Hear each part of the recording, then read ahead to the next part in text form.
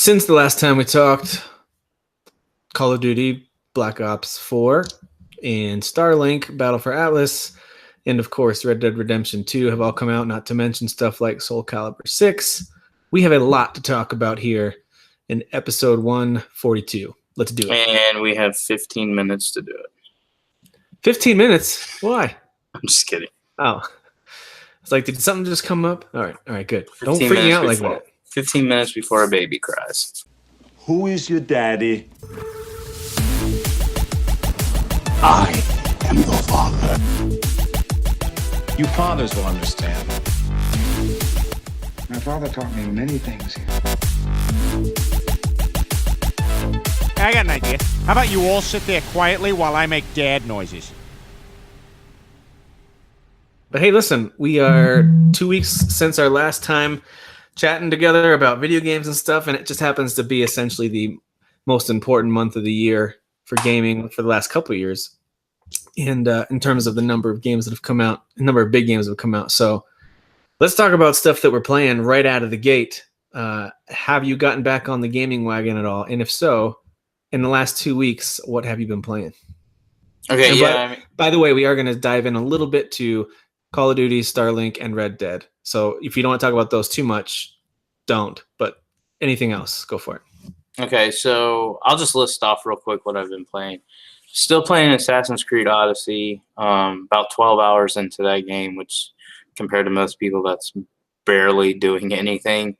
I think I'm a level 14, and I'm probably a third through the story. I went to IGN's walkthrough just to see general idea where I was, and I think I'm like a third through the story. So I got to be honest, as much as I'm enjoying the game, I'm also a little overwhelmed with how long and big these games are. I'm like, oh my gosh, because I'm already behind on everything. I feel like I should already have Spider-Man beat. I should have Shadow of the Tomb Raider beat, and I don't have either one of those beat. In fact, I think Spider-Man, I'm just finished Act 1, so I still have at least 2 acts to go, I think. And then Shadow of the Tomb Raider, I'm probably a third through as well, maybe a little bit further.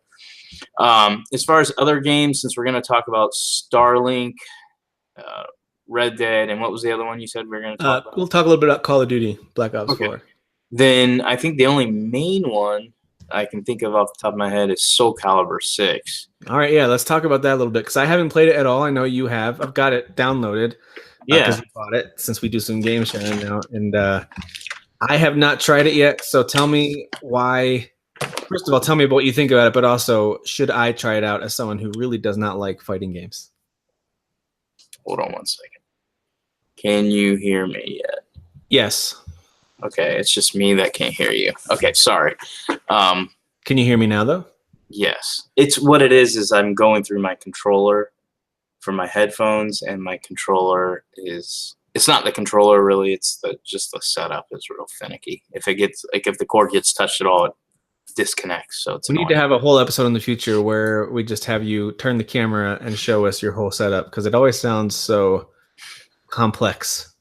It is right now, and especially since I'm constantly having to move it around, since I don't have a stable household, I'm going from whorehouse to whorehouse. By the way, have you been sweating? Did you exercise tonight? What's that about? I had to cut it short because I got a text message from you saying, "Hey, I'm ready." And I'm like, I'm a mile away from my house, and I was planning on doing another lap. So yeah, it's a little bit of sweat, but normally it's more. It's all right. But we actually have nice weather out. It's nice and cool and crisp, so I don't sweat as much when it's that. But yeah, I was in the middle of exercising. But this is more important. So I'm with you on the weird setup. I'm actually in our baby's room right now. I was gonna say you look different. I'm sitting on a recliner, and I have nowhere to put my laptop or my mic, so I had to just bring in this big empty box that I could find, and it's awkwardly tall. So if I'm standing, I was gonna stand to do recording, but it's too short, and sitting down, it's up to my shoulders. So I've got it at a weird angle, and if I move in a weird way, this is all gonna fall down. So. Yeah. This is the life, man. This is my studio right here. I'm really excited about this. I like the pink in the background. Yeah, thank you. And the gray and white curtains. Yeah, that's great. So Soulcalibur VI. I wouldn't say I've video played games. That's right. Yeah, video games. I wouldn't say I've played a lot of it. I've played a little bit of it, and mainly because again, there's a ton of games. But I think if you're a fan of Soulcalibur at all, this is the one to jump back into. They bring back most of your favorite characters. It's kind of like a reboot in a way of the franchise. But I think what they did that I thought was really cool, and I haven't played all of the modes, is they have like a create a character mode where it's actual story mode. So you create your character and then they throw them in the story. Well, here's what the other cool part is they have another story mode. So there's 2 story modes, and it goes alongside the create a character story mode. So it's not like it's separate. They both intertwine. So I'm kind of curious to see how that works out. The fighting mechanics are amazing.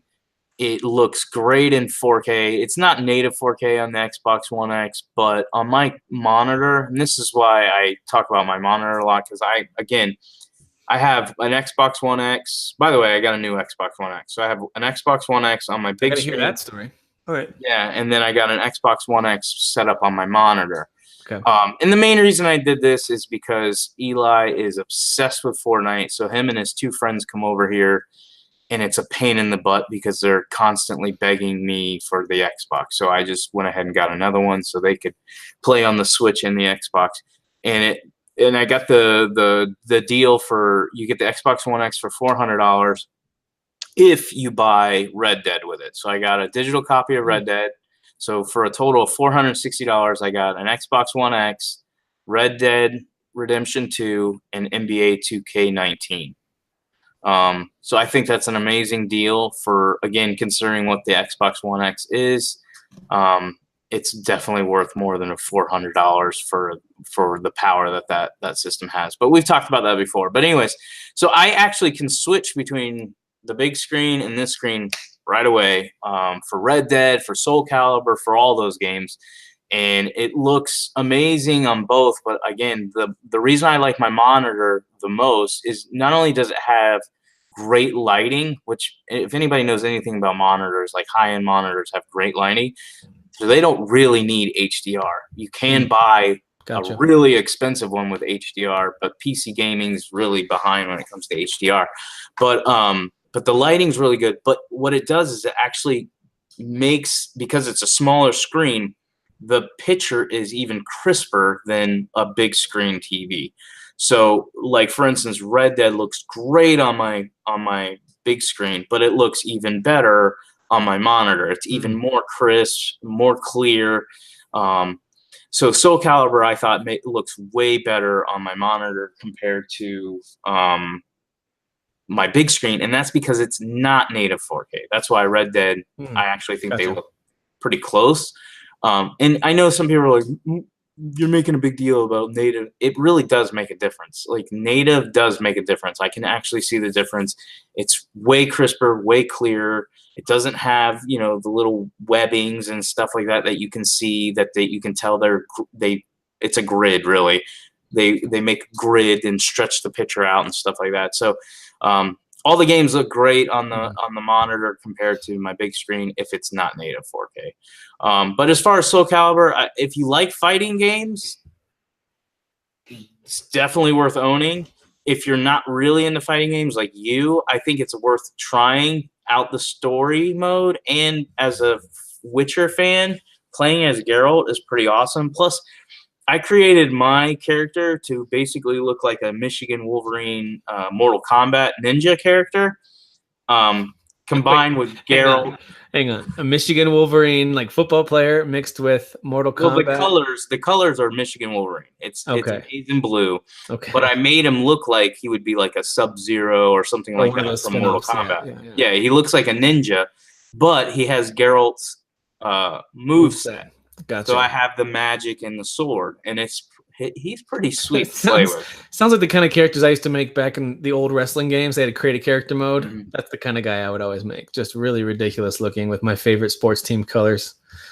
Yeah, it's pretty pathetic. I mean, awesome. Pretty awesome. That's what I meant to say. But anyway, so I think it's worth it. For you, it's free. Try it out. But no, if you're not into fighting games, this wouldn't be a game that you would play. All right, so I think Soulcalibur is the only game I was playing that's outside of what we're going to talk about. Okay. I would say that I think if people are interested in what's my plans with all these games, I don't think Red Dead's going to hook me enough to get away from Assassin's Creed. So I think I'm going to try to focus on Assassin's Creed Odyssey. Out of all the games, it's the game that I'm enjoying the most. I don't play it a lot. I play maybe 2 hours a week total. But it's the game that I like when I sit down. I'm like, I'd rather play it over Shadow, over Spider-Man. And I gave Red Dead a chance, and we'll talk about it more. But I don't think Red Dead's good enough to suck me away from Assassin's Creed Odyssey. I think I actually want to try to finish Assassin's Creed Odyssey before I move on to whatever else I'm going to play. Okay. And by the way, we are in late October. I mean, we're coming up on this was the last weekend in October. And so before you know it, we're going to be talking about Game of the Year voting and Game of the Year. If we can, if we're up for it, if we're available, I'd love to do debates again. That's always fun. But I have some a truncated version that I think we'll try for, where we debate less categories and a little simpler. But it is still fun to talk through games from the year. So your only job is to play more games. Well, I think here's what I was thinking. I'm not going to guarantee that I'm going to beat all these games before we start having the discussion. You at least have to play them some, though. But that's what. Well, I want to get past some. I think it's reasonable to think that I can beat Assassin's Creed Odyssey, Shadow of the Tomb Raider, and Spider-Man. Yeah, you can. Yeah, Spider-Man and Shadow aren't especially long games, so you can do that. It's Red Dead that I won't be able to beat, and that's fine. As long as I can play it enough. It was never going to be my game of the year. I knew that. That's not me being like biased, like, oh, I hate Rockstar. It's just they don't make games that are my game of the year. But I was going to say, with the launch of Red Dead Redemption 2, when I look at my list of upcoming games, that's pretty much the last one that if I'm remembering. Fallout 76? Oh, yeah. But that's like I gotta say, I only played a little bit of the beta. I wasn't like, oh my gosh, I can't wait to play this. I was like, more Fallout, but it's online now. Yeah, so hopefully it'll be fun. I don't think I'm going to be playing with anybody because, well, to be honest, I just never connect with anybody. So I'll probably be playing with randoms. Because you go to bed like at 8 p.m. your time. Well, it's not my fault you moved to Colorado. I mean, when I'm getting home from work, you're like, I'm exhausted. I'm heading to bed. Pretty much. I mean, if you want, you can offer me a job that actually pays well. And if you can find me a cute girl, then I'll move to Colorado. So wait, I have to pay you though? Yeah, you got to pay me. That's where it gets a little sticky. I don't know. There's other places I can make it sticky. Okay. All right. Sometimes I forget who I'm talking to. Yes, a 13-year-old, 39-year-old man. Well, I'm still playing a lot of Assassin's Creed Odyssey as well. I don't want to spoil things with the Game of the Year discussions, but this game has just blown me away. It's my favorite Assassin's Creed game from the whole series. I don't know how many hours. It's giving me the hour count. It's in the 60s. I've put a ton of time into this game. And I just hit level 47 this weekend. Wow. And you haven't beat it? No, I mean, I'm doing a ton of side stuff. So the game is massive. Like you said, it's absolutely huge. And there's a ton of ocean area to explore as well as land, some big islands or smaller islands. And some of them are larger land masses that are connected to others. And there's just so many missions to run, so many forts to take over, so many contracts you can take. They've got, I wouldn't say it's as good as a Nemesis system by any stretch, but they took some pieces from the Mordor series, the Lord of the Rings series, to make it have a little bit of a Nemesis vibe. Now, with a follow-up to this, whatever the next Assassin's Creed game is, I hope they double down on that, because that makes it really fun. Every NPC, especially the captains that you face, are named. And if you recruit them, you can either kill them and just get experience and take their stuff, or you can recruit them, still get their stuff, and then you go on your boat and give you all kinds of bonuses. And if you're lucky, they're a legendary lieutenant, which then they're gold, and they give you some great bonuses. So now what they're missing is things like when an orc would kill you in Shadow of Mordor and Shadow of War, he would get promoted, and that same exact orc you could go fight later. You could take him down, but he's much stronger now and has a posse with him or whatever.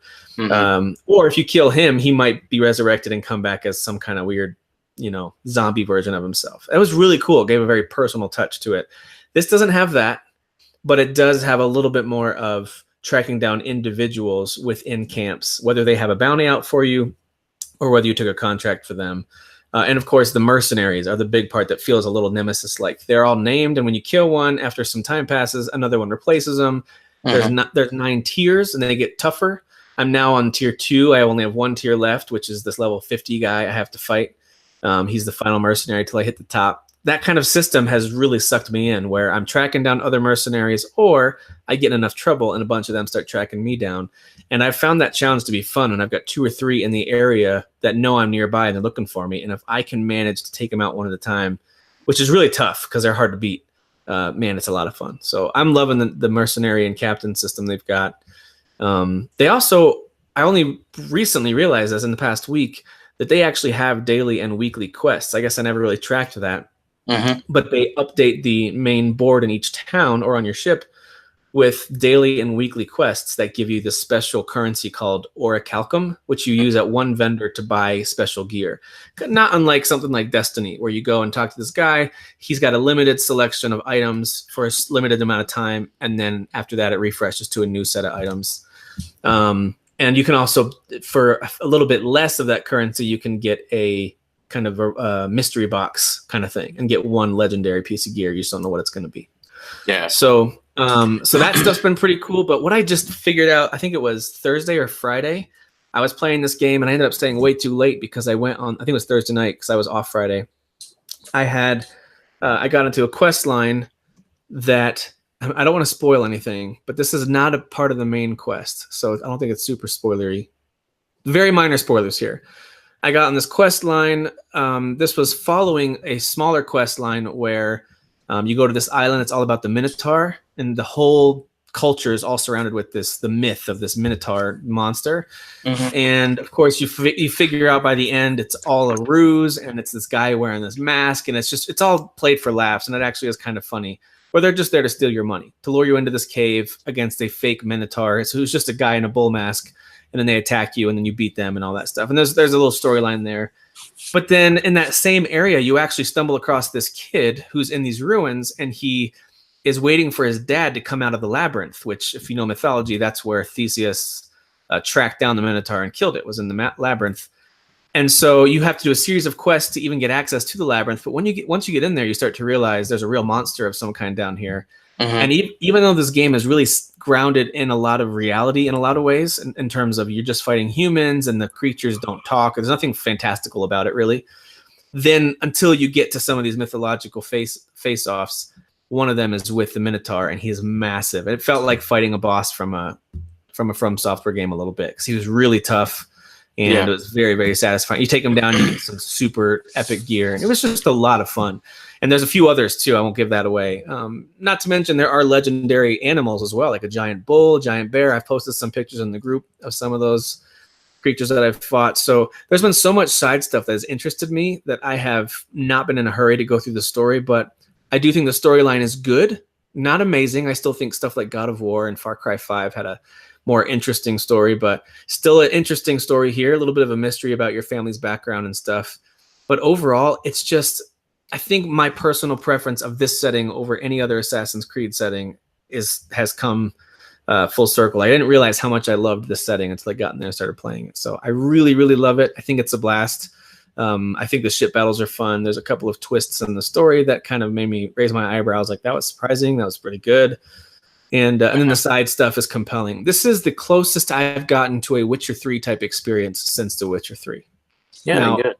I am not saying it's as good. I'm not saying that. But I will say, if you enjoyed The Witcher 3, the sheer size of the world to explore, all the question marks all over the map, and the way you upgrade and can focus on different styles of battling and different weapons, there's a lot of similarities there. I think the difficulty level is about the same as something like The Witcher 3 too. So on normal, it's challenging. It's not easy. You will die. If you play it on hard, you're going to get your butt kicked.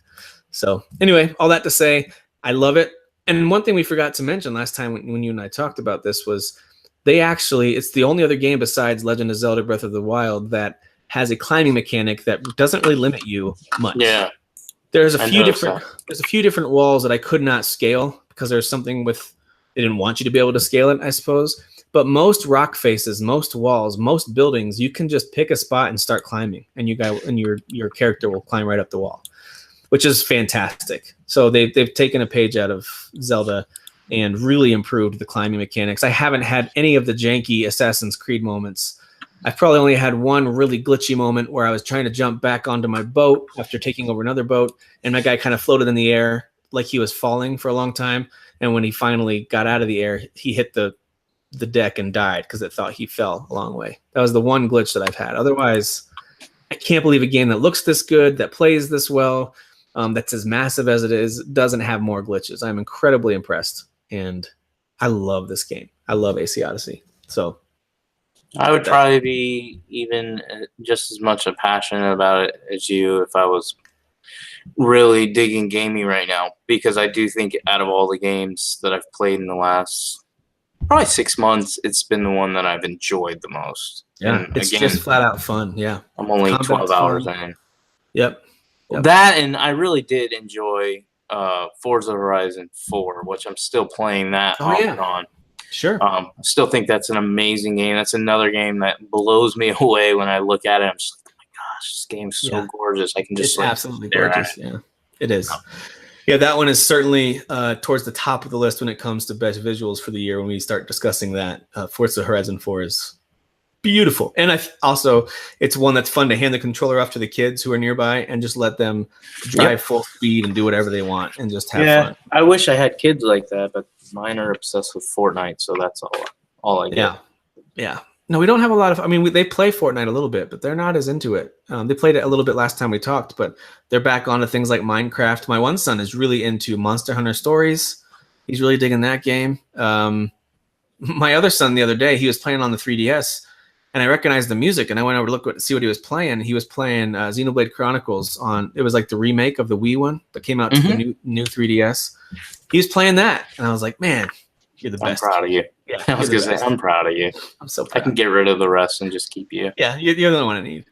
Well, here's the thing, with Fortnite, I think the reason my kids are obsessed with it is the social aspect. Like, absolutely. Every time I come home, Eli is on that game, and he's like talking like he's best friends with these people. I'll be like, who are you playing with? Thinking he's going to tell me it's somebody from like school or something. He's like, I don't know. I just met him. And he's got like 60 he's or like 70 friends. He's got like 60 or 70 friends. I'm like, what are you doing? He's like, and when I say he's talking to him like he knows them, he'll be like, dude, you're such an idiot. You're so dumb. I'm like, Eli, watch your mouth. You're not going to have friends when you get older like your daddy because you say rude things. And he's just like, you're so stupid, bro. I wanted that gun. But they're not even his friends. He just met him. So he doesn't quite yet have a Sasan like you do. The online love story that you guys have brewing. I don't even know what that is anymore. It's just confusing. No one does, Derek. No one has ever known what that was. We're all and you guys see maybe half of what's going on. Correct. We message each other on PlayStation, Xbox Live. I message him on Facebook, which he gets mad about because he's like, anybody who knows me knows I don't check Facebook messages. I'm like, I don't care because I screenshot them and I send them to you anyways. And then I think we messaged each other on something else. I can't remember. But we just talk to each other through like memes and GIFs and flicking each other off the entire time. This reminds me of an episode in The Office when Andy is not quite sure whether or not he's gay, and he's talking to the one gay guy in the office, Oscar, about whether or not he's gay. And as he describes a dream he had about Brad Pitt, he's like, okay, so what if like I was on the beach and then Brad Pitt came running up to me and tried to kiss me? You know, I'd resist a little at first, you know, but then maybe, you know, I'd be curious. And then Oscar's like, I don't know, maybe you're gay. That's what it feels like right now. Like, I don't know. Maybe you two need to work something out. I don't really know. I'm not really worried about it one way or the other. We have a very open relationship, you and I, you know, so it's totally fine.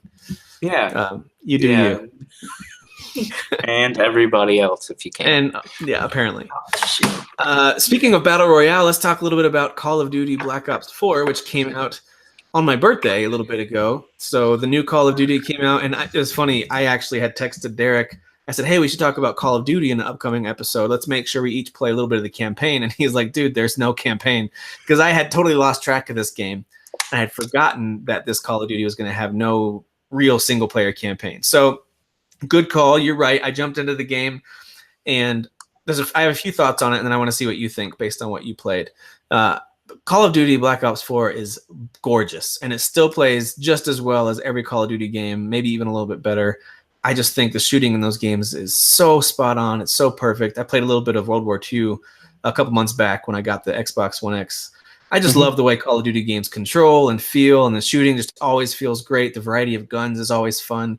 And so I jumped right into the Specialists mode, where it's essentially like a series of tutorials for all the different classes. So you've got the demolitions person, the medic type person, an assault person, a sniper. You got all these different classes you can use in the multiplayer and in all the different co-op things they have in there. But then they're only single player, other than the fact that you can play against bots, from what I can tell. The only single player is these Specialist tutorials, where you essentially get a little cutscene, and then you do a series of tutorials where they teach you the different main moves of the class that you're using, and then the special move that you build up. And then it throws you into a multiplayer match, whether it's domination or just team deathmatch or something, against bots. And the idea, and they're usually on the lowest level, like recruit, so you can dominate them. But the idea is to use this class now that you've done the tutorial and defeat this other team. And I already was having a blast against the bots. So then I jumped into some regular multiplayer. I'm still just an average player. You know, I usually finish right about even on kill-death ratio. But it is really fun. I mean, the variety of perks that you've got, the way you upgrade. I mean, Call of Duty still has it. And I'm not sure that I'm a proponent of buying the same game every year. But this, again, just feels like a great culmination of all the great multiplayer stuff that's come before with Call of Duty. And it's all right there for you. You can upgrade everything. You've got tons of customization for the way that you look, for the way your guns look, and for what type of class you want to use. What kind of weapons do you like? What loadout do you want to use?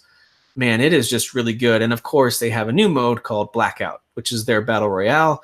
And I jumped into that a couple times. Did not do super well, but it very much had a Fortnite vibe, where you jump off of these helicopters, you pick your spot in the map to land, and then run out in search of some guns. And the difference between this and Fortnite is, of course, it looks way better and it plays like Call of Duty. So to me, it's a lot more fun. I could see the appeal of Blackout much more than I see the appeal of Fortnite, which I think you and I have talked about. To me, the big drawback of Fortnite is that I just don't think it plays that well. I don't enjoy the way it feels to shoot and to build stuff. It's just not my thing. This is more my speed. So I could see myself jumping into a few rounds of Blackout over the next few months. Yeah, Blackout is actually the only mode I played. Because that was what I was excited about Call of Duty for. What do you think about it? I liked it. I haven't played it a ton, but I've played it, and that's, again, because I'm not playing with any of my friends. I'm just playing by myself.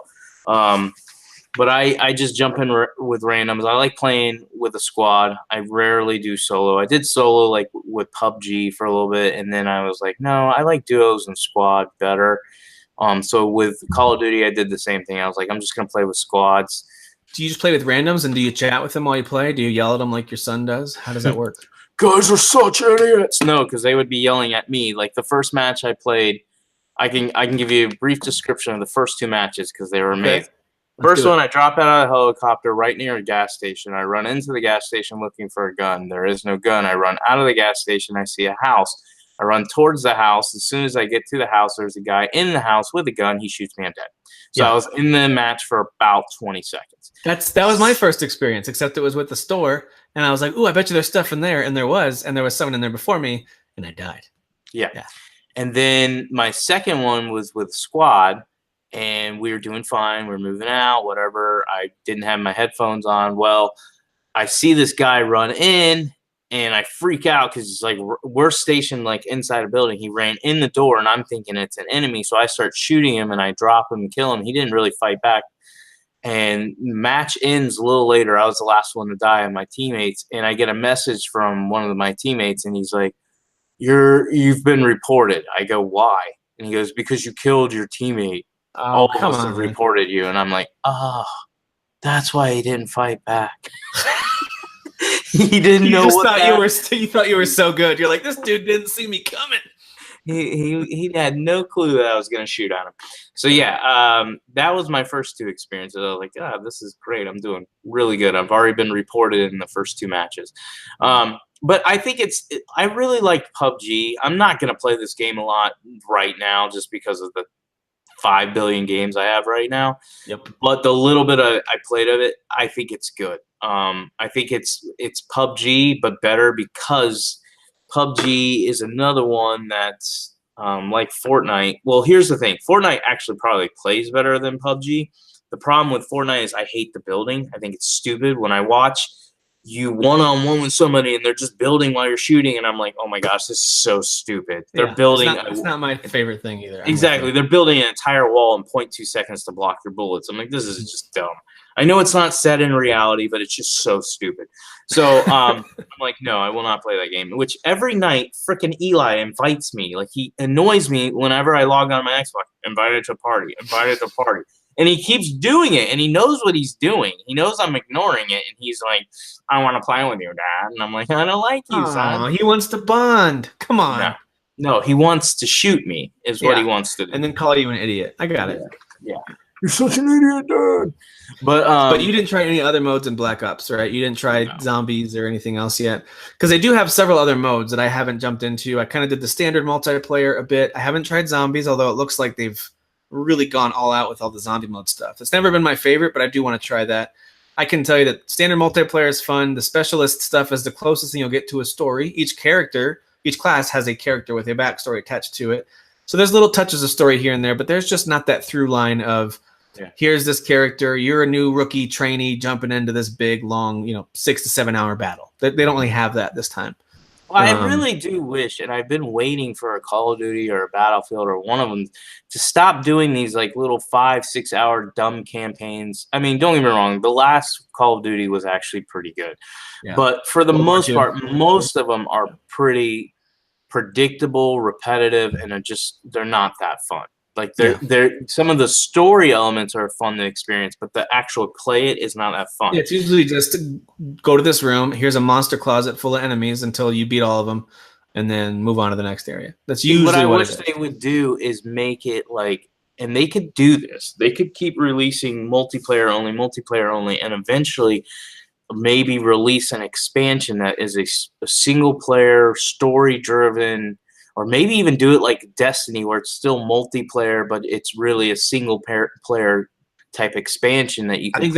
I think that's more likely is a Destiny style Call of Duty Online kind of thing. Exactly. Yeah. I want an open world military shooter that has RPG elements where you can upgrade your weapons, get rare weapons, get rare armor. You could do this with Call of Duty. Yeah. I could see them doing that for an upcoming one. I could totally see that. Yep. No, I give all these great ideas, but unfortunately, we don't have a lot of people that listen to our show. No one that works for Activision, that's for sure.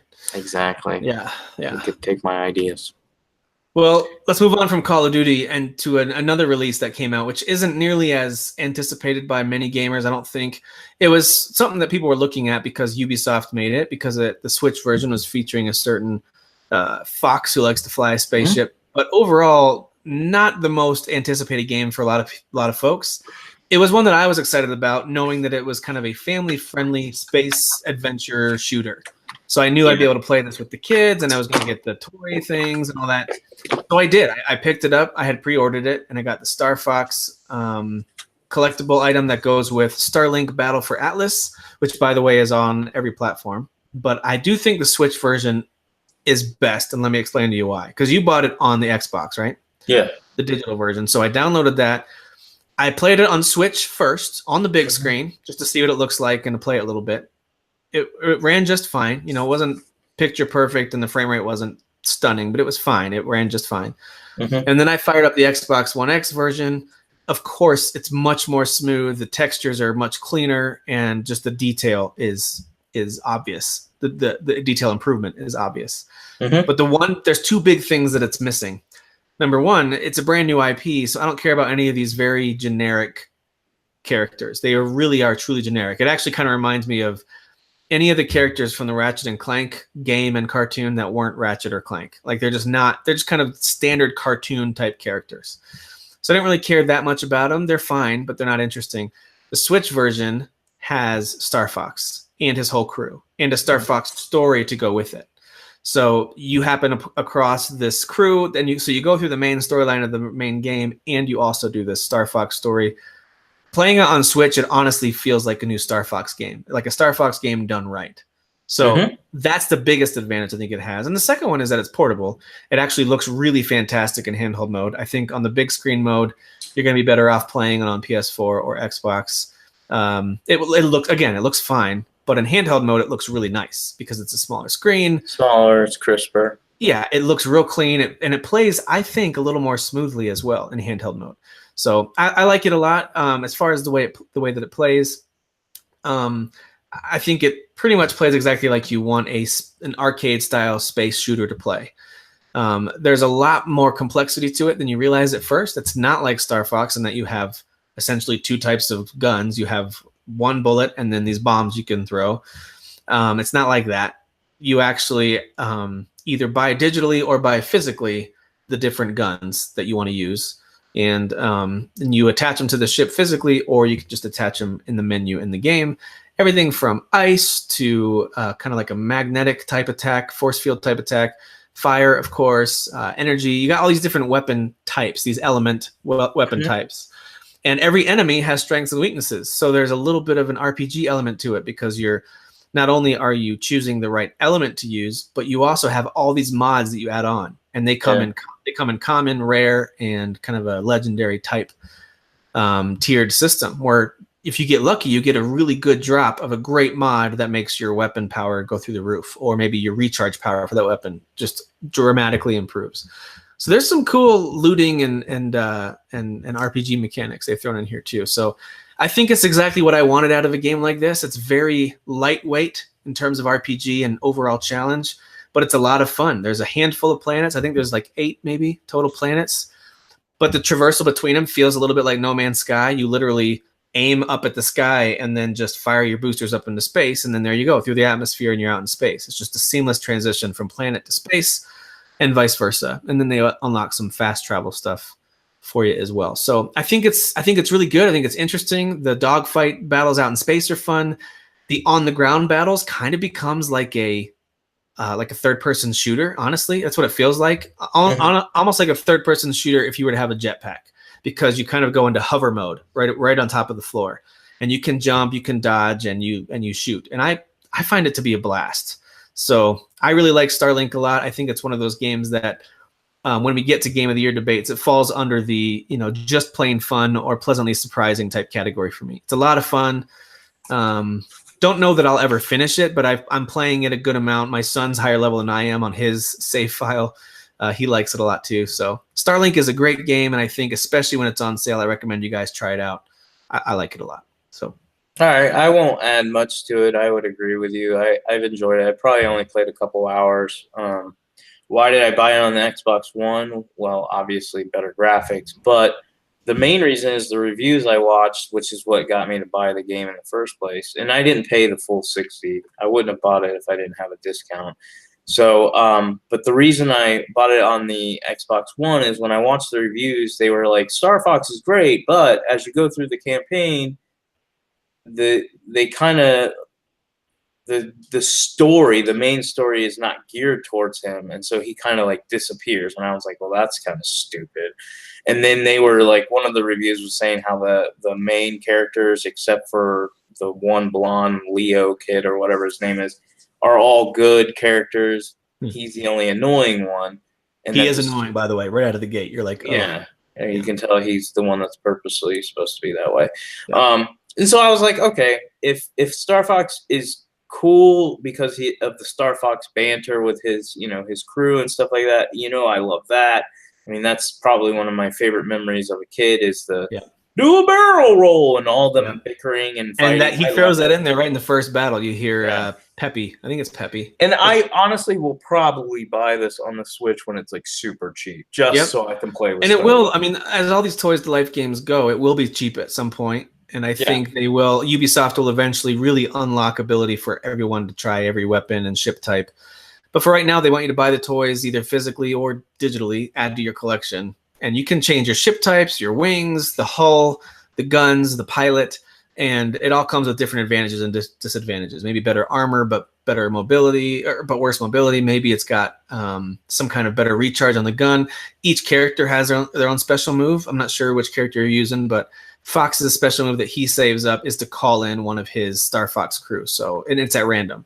It's either the Slippy or Falco or the rabbit. I think his name's Peppy. One of them will drop in and fight with you for a little while, and you can upgrade that stuff too. So, and there is a skill tree where you can, as you level up, you put ability points into a skill tree. So, like I said, it's got that RPG light mechanic. Whichever pilot you use, whether or not you get the Star Fox version, they all have some unique abilities and stuff that you can focus in on. So I think there's enough fun RPG stuff there that adults, parents would have fun with it, but it's also lightweight enough that my 7-year-old is playing it and he really digs it. He likes that there's a story and it's flashy and it's a really cool, slick looking space arcade battle game. And it's got some fun RPG mechanics too. So I recommend it, especially if you've got elementary age kids.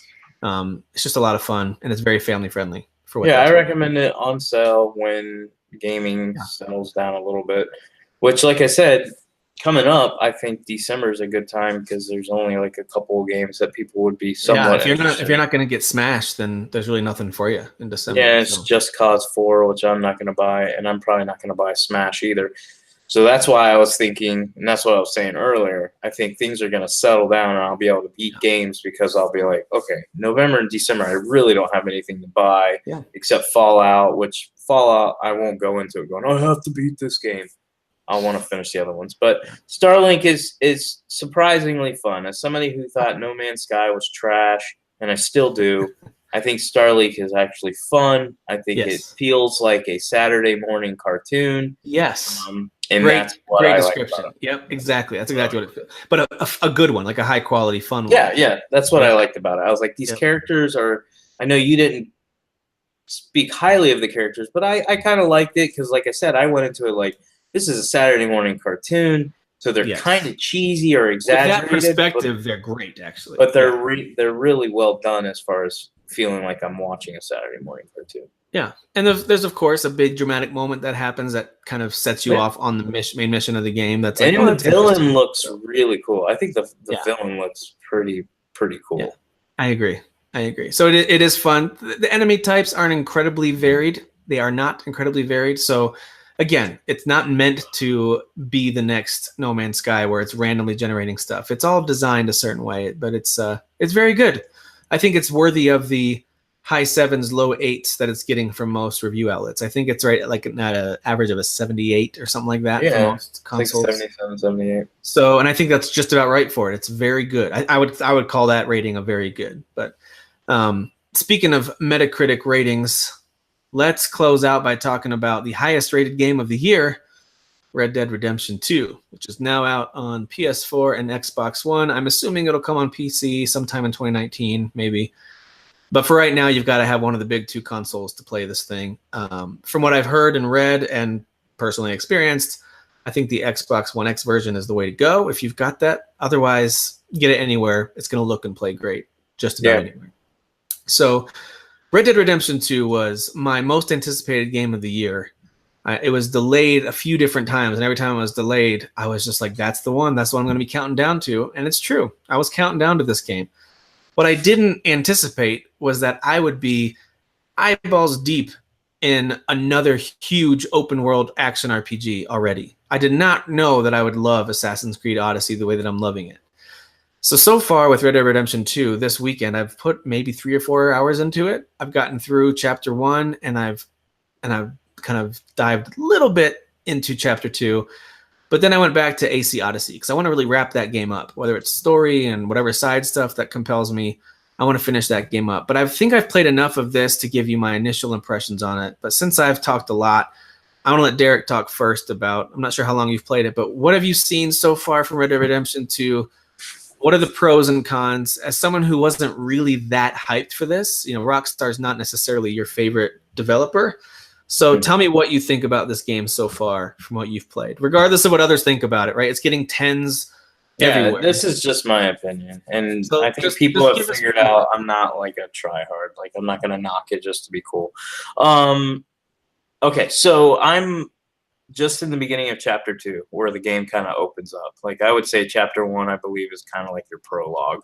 And it's kind of, and a lot of people in the group have talked about this already, but I'll go ahead and hit it for a lot of the listeners or anybody who's not part of our group that is a listener that's curious. Red Dead Redemption really starts off really, really slow.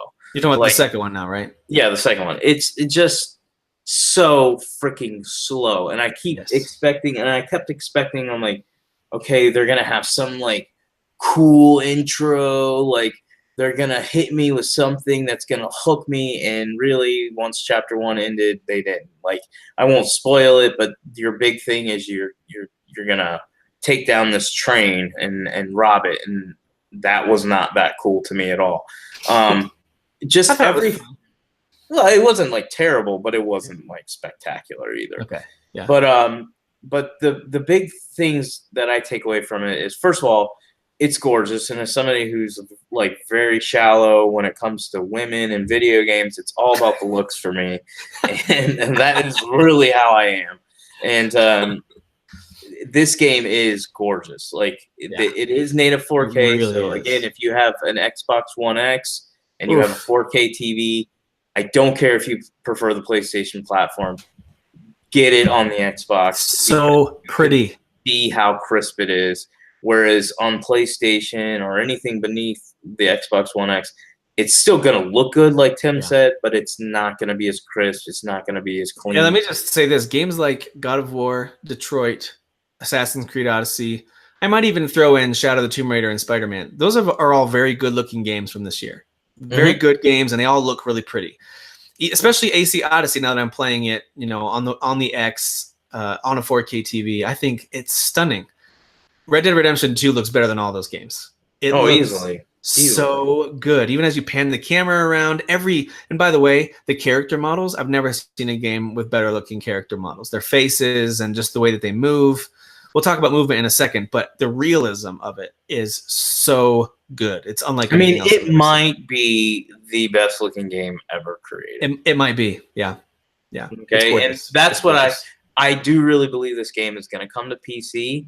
And even though I'm not going to be native 8K or anything by the time that game comes out, I will probably buy this on PC just to see it on ultra settings, native 4K, because I want to be. Show me what you got, Rockstar. Yeah, exactly. Yeah. But I think this is probably the best looking game that's ever been created. That's how crystal clear it is, how detailed it is. The world is detailed. You got to remember this. At least the best looking game in this genre, at least, right? Yeah, I would say best looking open world game. Yeah. Maybe there are smaller games that are more detailed and cleaner looking, but when I take a look at how big this game is, like for instance, compared to The Witcher 3, which The Witcher 3 is 3 years older, so I'm sure if they were releasing The Witcher 4 this year, it would compete with Red Dead 2. But when you look at a game like that, which The Witcher 3 was pretty amazing looking, it still is. Like I still will jump on my PC, put it on native 4K ultra settings, and I'll look at it. I'm like, dude, there isn't an open world game that looks better than this. Well, I would say Red Dead. I could say, yeah, this one looks better than this. I agree. So looks wise, it's great, but like a good looking woman. Ain't much inside. No, I'm just kidding. Oh, zing. But I would say let's talk about the slow start real quick. Let's talk about the slow start. And again, I'm early on.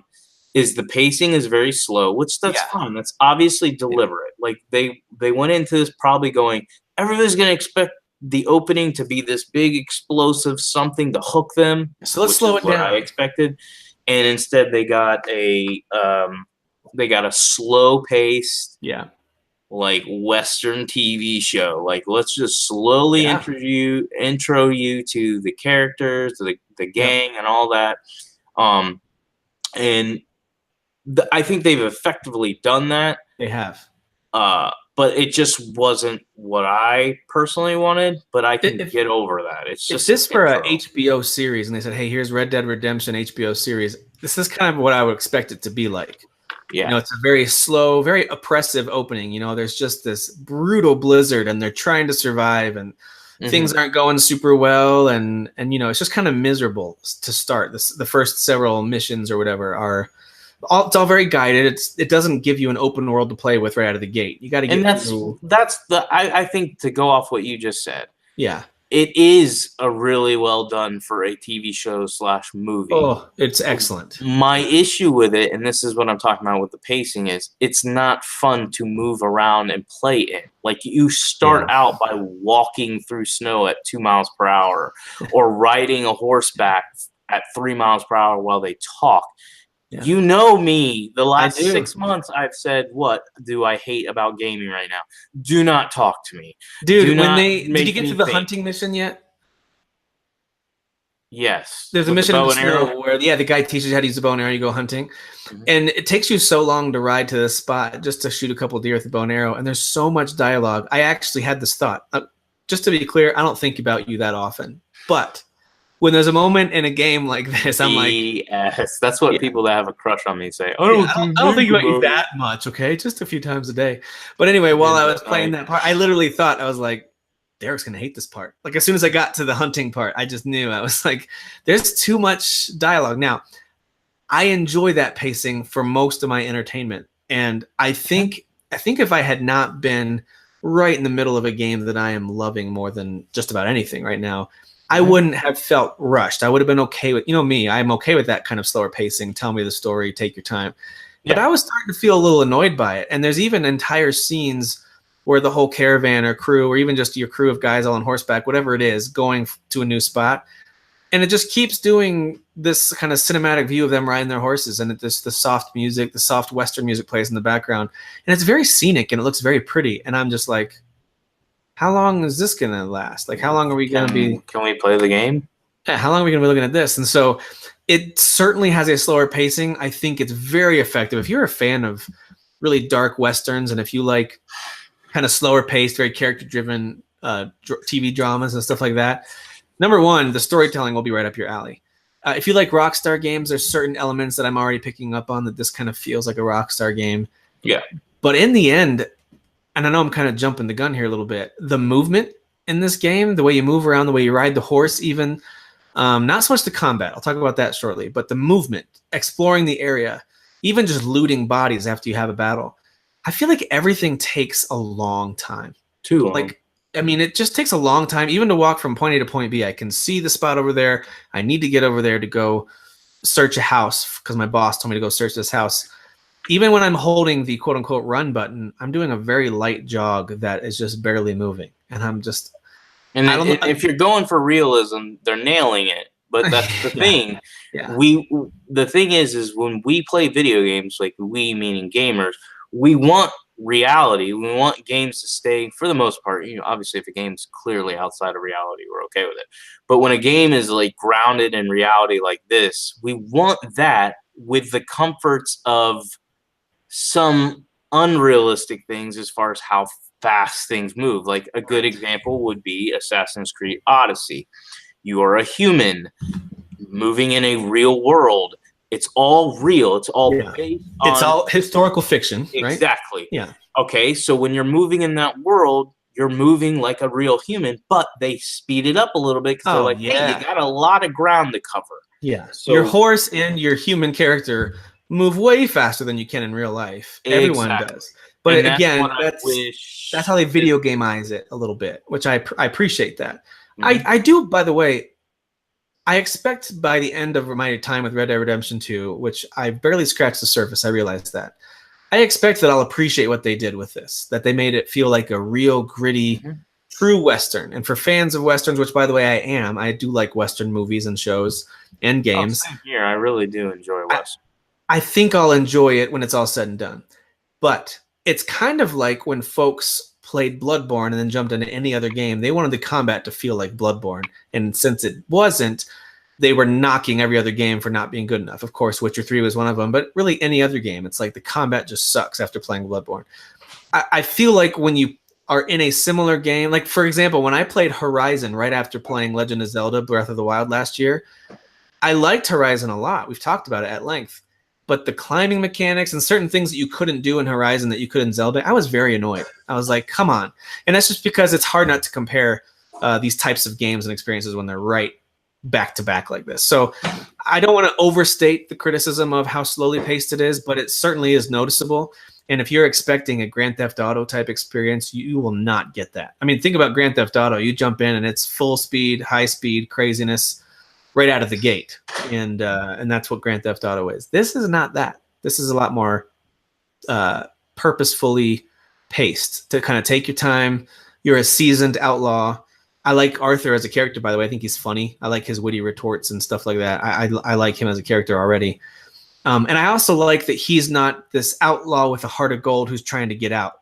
He's very comfortable in the gang that he's in, very loyal. And you can choose to be nice or mean, of course. You can be noble or whatever, or honorable or dishonorable. But even so, as far as I can tell, this is not going to be a tried and true repetitive story of, yeah, he's a bad guy, but he really wants to be good. Like, no, he's a bad guy and he's bad. And you can have him make good choices sometimes. But I like all those pieces. I'm playing him bad because, like, even at one of the parts I was at where you help out, like, this guy with his wheels come popping off. Or not his wheels, his horses. The horse, yeah. And you go and you get the horse for him. And they're like, "Oh, that was so sweet of you," and he was like, "Yeah, I would have robbed him if I wasn't trying to impress the ladies." And they all laughed, but you're like, seriously though. But no, seriously, that's who I am. And I'm going. That's how I'm playing this character. Like I'm going to do whatever I can to do to get money to upgrade. I will kill whoever. I'm not going to play him nice because he's not nice. There's certainly moral choices to make, but he's not nice. Yeah. Like shortly after that scene, there's a part where you go chasing after a guy on your horse. I don't know if you did that part yet, and you got to chase him down. Did you do this part yet? Yeah. And so not only do you grab a horse that doesn't belong to you, I'll come back to that in a second, but also you chase this guy down. He gets to the edge of a cliff where he falls off and he's holding on by his fingertips. And you can either question him, you can help him up, you can kill him, you can like just throw him off the edge, step on his toes, whatever. Or you can do what I did, and while you're standing there trying to decide what to do, you essentially just wait and watch for his grip to slip, and then he falls to his death.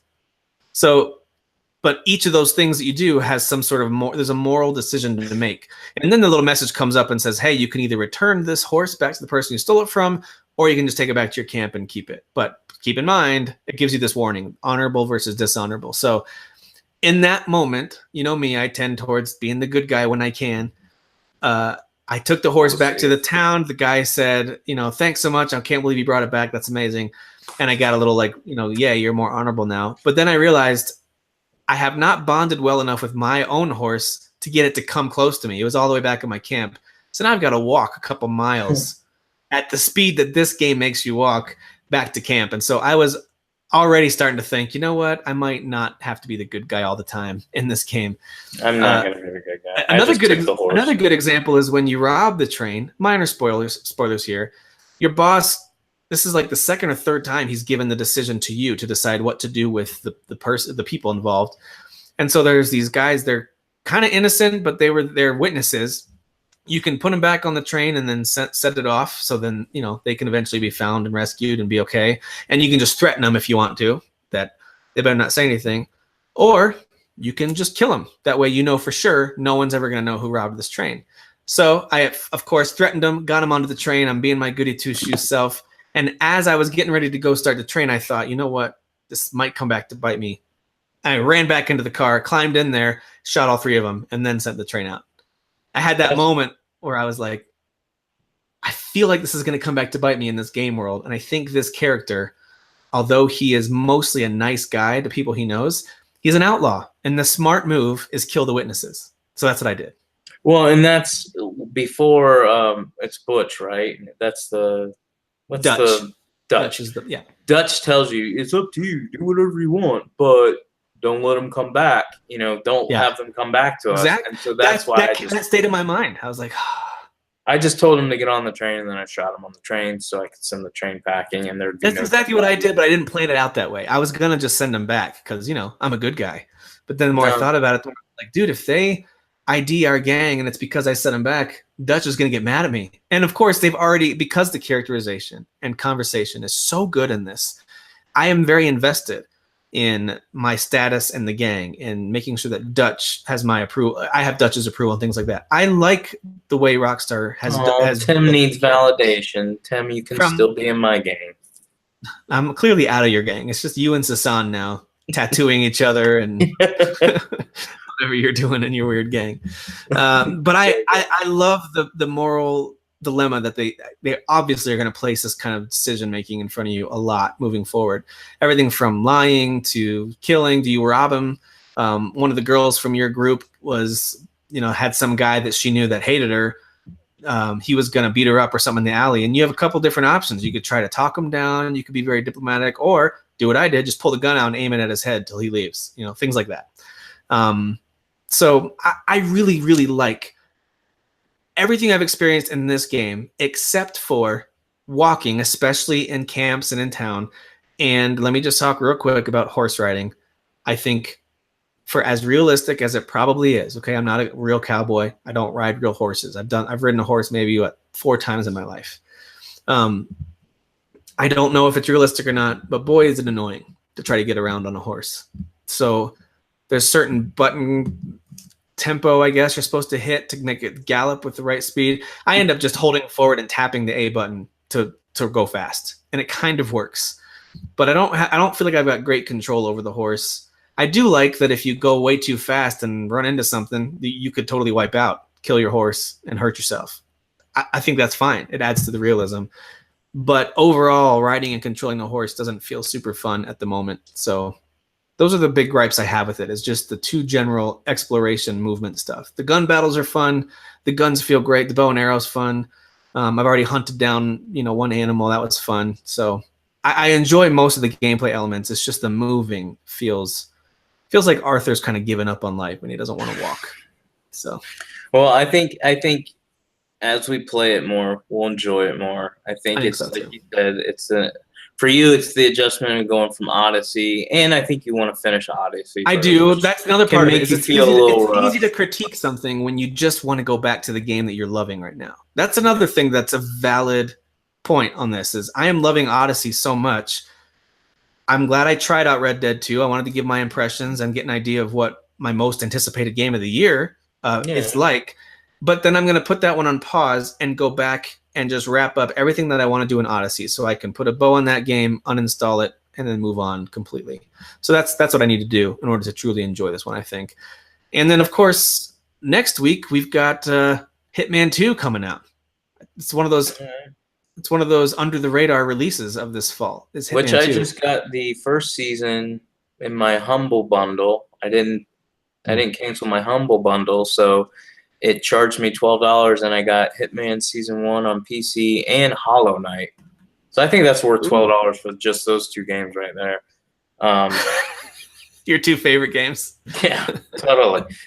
But what I was going to say with Red Dead for me is I think it's something I'm going to keep trying to play because people are going to keep talking about it, and I kind of want to be semi-relevant to the conversation. But right now, with me being behind and everything else, I think Odyssey is going to be my main, while I still screw around with like Horizon, and I'll jump into Starlink and Soulcalibur. That's pretty much what I've been doing. I've been like, I haven't played you in a few days. And I'll just play it for like 30 minutes, and I'm like, okay, this is why I haven't played you in a few days, because I don't want to. But eventually I will get caught up. I think November and December time, you'll probably hear me saying, okay, I beat Shadow of the Tomb Raider, and I'm going to beat Spider-Man, and then I'll move on to Red Dead. Yeah. But right now, I think I'm going to play it a little bit more. I'm only into Chapter 2. I do want to play it a little bit more, see if it hooks me. If it hooks me, maybe I will just beat Assassin's Creed Odyssey and then go to Red Dead and forget the rest. I don't know. Yeah. We'll see. Yep. And you've got till about December 15th when we'll start recording our Game of the Year shows, because No How pressure. sad would it be if our What's Game the, of the Year debates included a co-host who's barely played anything? well, you know what we could do is I could just, you know how you can pay people to platinum games for you? Maybe I'll just pay somebody to come to my house and give you some bullet point point thoughts on each one. Exactly. Yeah. And they can be like, Derek, here's how you felt while beating And then you Shadow. pull up your paper, you're like, the combat was gritty and enjoyable. Fighting the grizzly bear was fun. Yeah, this is going to be great. You guys are going to love the Game of the Year debates. I'll tell you that right now. It's going to be great. 4 All right, well, hours, done.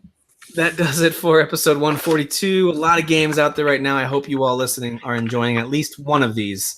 And if not, several. If not too many, like I am. I feel like I'm trying to play too many, but I'm just having fun. I'm really enjoying gaming these days. It's my way of winding down after a very busy day in the Nestor household. So I usually get in about an hour or two each night, and then on the weekends during football, a lot of times I'll have the football game on the iPad, and I'll be playing on the Xbox One. So I've really enjoyed it, and I don't know. I feel like I'm stocking up for whenever my next video game rut comes, and I'm starting to act like Derek. At least I've got all these games done. So Yep. that does it for 142. Thank you, Derek, for taking time to chat. Thank you, listeners, for hopefully you've made it this far in the show. Yeah, hopefully. All right, we'll see you guys next time. Who is your daddy? I am the father. You fathers will understand. My father taught me many things here. I got an idea. How about you all sit there quietly while I make dad noises?